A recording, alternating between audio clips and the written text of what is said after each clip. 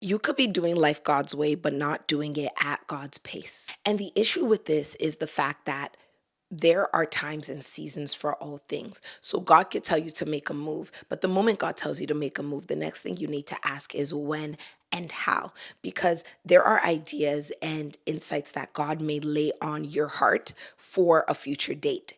And if you think that you're being obedient by hitting the ground running when God said, no, you're actually supposed to sit down and think, you're supposed to sit down and read my word, you're supposed to sit down and seek wise counsel, your obedience is out of pace. The ultimate goal is to be in lockstep with God.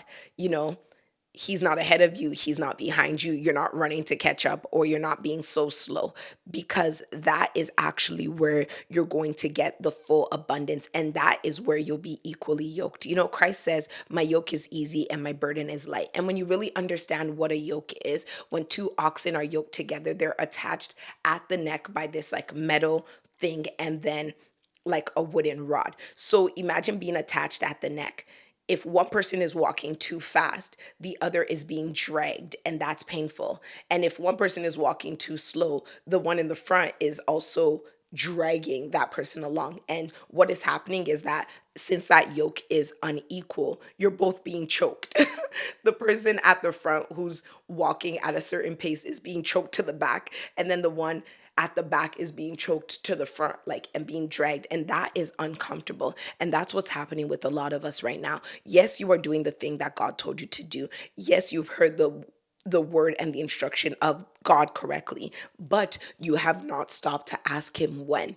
And the way I like to do this is by laying everything at God's altar. Once God gives me a word, I'm like, thank you, Lord, for this word. If I need confirmation, Lord, can you please confirm it? But then I say, God, this is your word. This is your doing. It's going to be perfect and miraculous in your sight at your timing. So I lay it at your altar.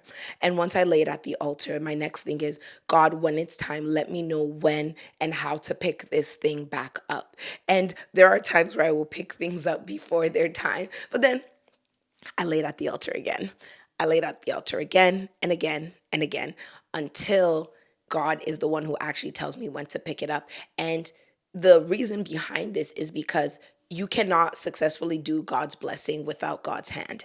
It doesn't make sense, because if you could do it without Him, what would be the point of Him giving it to you, and where would He get the glory? So remember that pacing of God's things are just important as receiving of God's things.